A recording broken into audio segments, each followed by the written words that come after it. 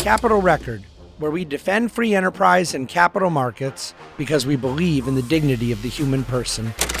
Hello and welcome to David Bahnsen's Capital Record, brought to you by National Review, where today I have the distinct pleasure of defending somebody worth $9 billion.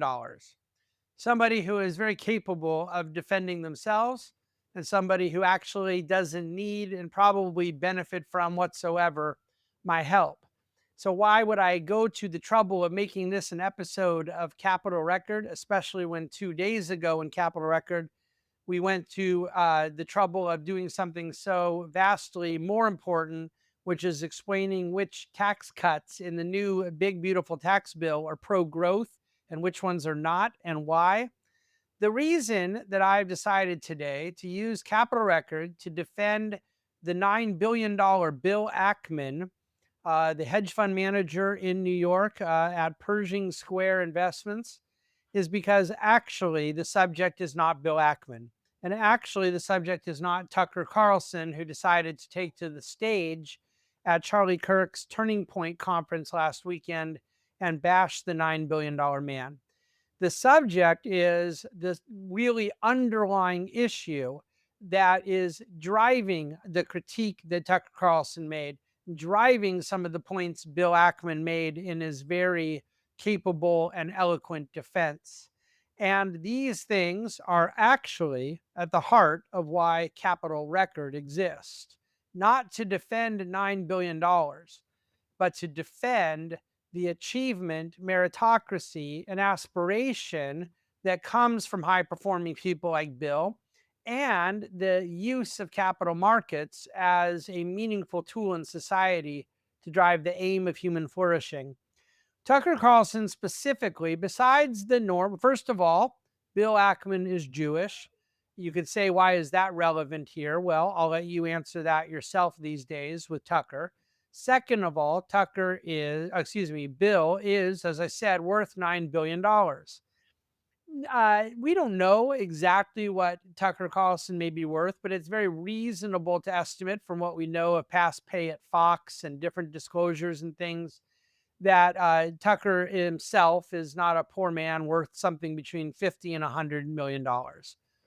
Why would somebody, boarding school educated, private school, elite upbringing, and himself near centimillionaire status, believe a class warfare attack on Bill Ackman is warranted? I already addressed this a couple weeks ago in my episode about the Jeff Bezos wedding, that I'm firmly convinced that there's nobody in the world that hates billionaires, certainly not poor people, as much as very wealthy people that are not billionaires. That sort of underlying envy is a major theme of what I've analyzed over the years, and unfortunately speaks to a rather sad part of the human condition.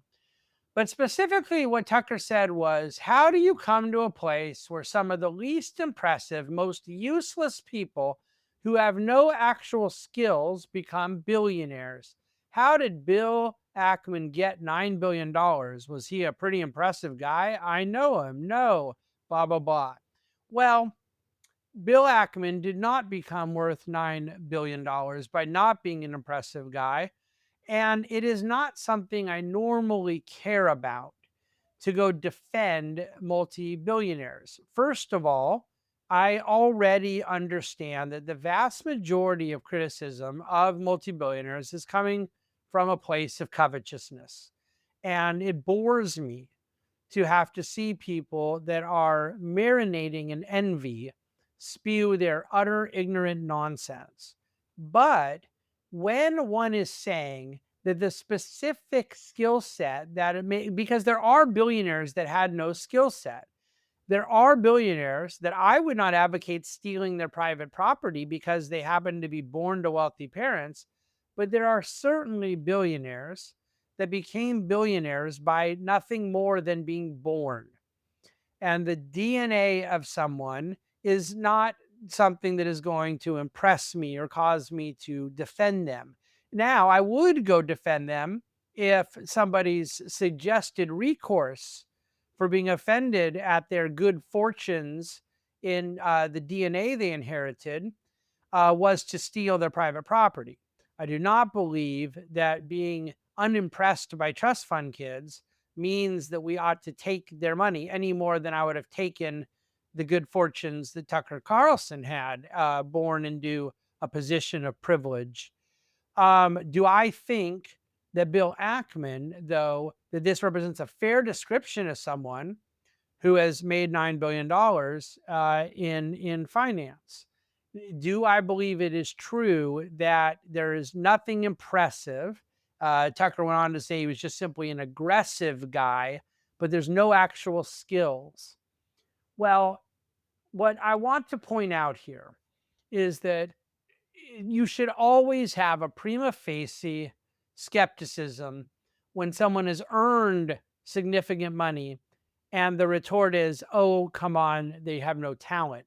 Maybe, because I will be honest, there are certain NBA stars that I have seen get paychecks that I thought were not proportionately aligned with their skill set and their contributions on the court. And when you have a real mediocrity of a pro basketball player get a $120 million deal, you two things can and often are true at once, that they aren't worth 120 million relative to other people that have gotten those types of contracts. And yet they're obviously probably pretty still good basketball players, but just not that good. And so, there may be people that you just say, why is this actor or why is this comedian who I don't think is very funny getting this kind of deal?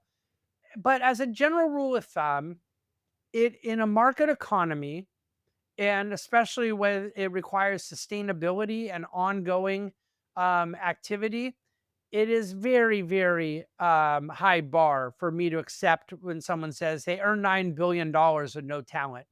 That sounds like something a whiny little brat, which is appropriate in this case, would say about somebody else. Now, are there billionaires in the hedge fund community that had one lucky bet? First of all, was it really luck? How did they size it? What was the risk mitigation that went in? There is a lot more to a story than one big play.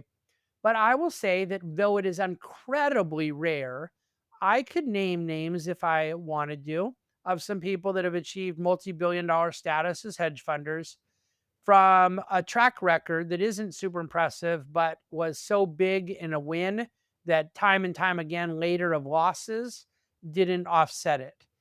And it's funny because in the hedge fund community, you generally get to traffic off your big win forever, even when there's a lot of losses after. But is it really that funny? I mean, someone made billions of dollars and you're surprised that they get to sort of live off of that reputation forever. It is hardly surprising, but that is most certainly not the case of Bill Ackman. And he goes through in a very lengthy tweet, which we'll put the link to in the show notes, to defend his record, what his parents did bless him with. And he was very clear. Um, the huge inheritance he got was the good genes from wonderful parents who instilled in him values. He didn't receive an allowance. He worked odd jobs. He washed cars. He dug ditches. He did lawn and tree care, all things I did myself. Pocket money when he was about 10. I think I started when I was 11. So Bill had a year up on me, which may explain why he hit 9 billion sooner than I did. He says that they did pay for his education, so that is a big deal. He went to Harvard. That is a big deal. This is not someone pretending to have been a working class Joe that, pulled himself up from the bootstraps. But he was not a trust fund kid. He went to work for his dad's real estate company. He had a $40,000 draw, and he generated commissions that he earned and then went out on his own and started his own deal. He got $100,000 in a trust and has never touched it, still has it to this day, does not include it in his own balance sheet. Then the story of Bill Ackman gets very interesting. And this is why I'm bringing Bill up as our example, because Bill has had colossal successes, as most people in a really interesting professional life have, and had multiple really bad setbacks. And it is the ups and downs together that make for his being one of the most interesting journeys. I've studied his life and career for years. I've been invested alongside Pershing Square, and I know what Bill has done well and done poorly very, very well. What Bill Ackman is a brilliant asset allocator, an absolute alpha generating machine who has turned a significant amount of client capital, including his own carry, into many, many billions of dollars of gains for others. He ended up being entirely right in one of the first early calls of his career that MBIA was a disaster. He went short on some of the muni bond insurers before the financial crisis and ended up finding out that they were very much part of insuring housing and mortgage bonds that all went bust. Um, he achieved other client capital alongside him, started his new fund with Pershing, and has increased the initial investment 56 times due to compounding. You cannot compound capital that way. You cannot turn $300 million. Well, first of all, his initial investment was 50 million that he's turned into 2.5 billion of his own personal money. His management company is worth many, many billions of dollars. It's a fee generating machine. And the interest he sold in that, he sold 10% at what amounted to almost $10 billion valuation. So that's where we're getting a lot of the kind of numbers, how we piece this together. Um, Look, they've generated almost triple the return of the S&P net of all expenses over 21 years. If you believe this is what people with no talent do, then you do not know what you are talking about. If you believe that it can happen over and over again sustainably, because of one lucky call, then you do not understand the math of consistent alpha generation or this type of compounded annual growth rate. Now, there are a lot of good money managers in the world, and there are some that have less of a hubris than Bill Ackman has at times had. There's some that even have made less mistakes. Bill made a major error in a large position in Valiant Pharmaceutical that went significantly against him. And Bill attempted a very aggressive short position against Herbalife and ran into an equally aggressive and headstrong hedge funder named Carlson, who beat him and ultimately outsmarted the ability of Bill to see that investment to the end. People can make mistakes. There's a guts and courage that goes into conviction in hedge fund investing. There's the proper use of leverage. There is, most importantly, risk mitigation and effective use of hedges. Bill has done things wrong, but when all is said and done, he's done so much more right than wrong that he's achieved a legendary track record. I don't feel the need to defend Bill because he works in finance as I do. I feel the need to defend Bill because what it is we're defending Bill against here is incredibly important. And that is this idea that there is no talent, no value to society in capital allocation. It is absolutely fundamentally preposterous. Many would come and defend Bill because he's been very charitable. Many would come and defend Bill and say, look, all the people he's employed. Many would come and defend Bill and say, hey, now he's on the Trump train. He's now become center right because he was so offended by the radicalization of the anti Semitic left. And I think all of those things are contributors to why one may want to have an appropriately nuanced and defensive view of Bill Ackman. But I also believe if he wasn't charitable and if he didn't have certain political views some people like, that if he wasn't kind of a public persona now with a huge Twitter following, if all he was one of the great capital allocators of our generation, he is still worthy of our defense because it is absolutely pivotal that we have talented capital allocators for the purpose of allocating resources that facilitate production of goods and services, that drive investment returns, that are used as tools for the objectives that people have in their lives. That people may be institutions, pensions, endowments, foundations, families. It may be returns that are used to then go put primary capital into startup businesses. It may be startup businesses on the private side or venture side. And it may just be facilitating public capital markets with very gifted capital allocation, like a Warren Buffett, like a Bill Ackman, like many other famous money managers. Um, People can have their own theory as to why a guy like Tucker would go after a guy like Bill, but what we can't do at Capital Record is go after someone because they're Jewish, because that's disgusting. Go after someone because they're mega wealthy, because that's immoral, the violation of the 10th commandment, and mega disgusting. But also go after him because we think that capital markets don't require talent or are not or are useless. This useless component that believes somehow financial machinery, financial operations, financial allocation, decision making, and decisions around risk and reward, that they are somehow separate from the underlying goods and services that make an economy, that are useful in human beings' lives. It's just so stupid. It has to stop.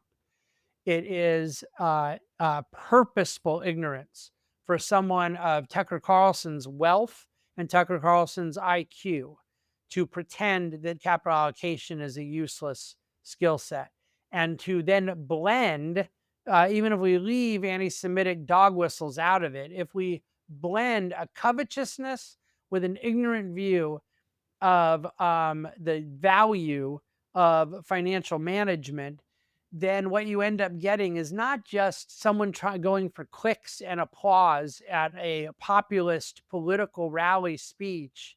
What you get are, over time, real believers that become left wing believers in class envy, that actually buy into the myth that there is no moral or professional or societal value in capital allocation. So I will defend Bill Ackman, whether he had $9, $9 billion, or $90 billion, if it means defending this incredibly important idea that there is skill, value, usefulness in capital allocation that is important to the driving of an optimal economy. What makes for an optimal economy? One where the conditions are optimal for human flourishing. That remains our aim here at David Bahnsen's Capital Record. It remains our aim at the National Review Enterprise. I happen to believe it's the aim of really gifted hedge fund managers like Bill Ackman, Paul Singer, Dan Loeb, Ken Griffin, and many others. And I believe it needs to be your aim as listeners as well.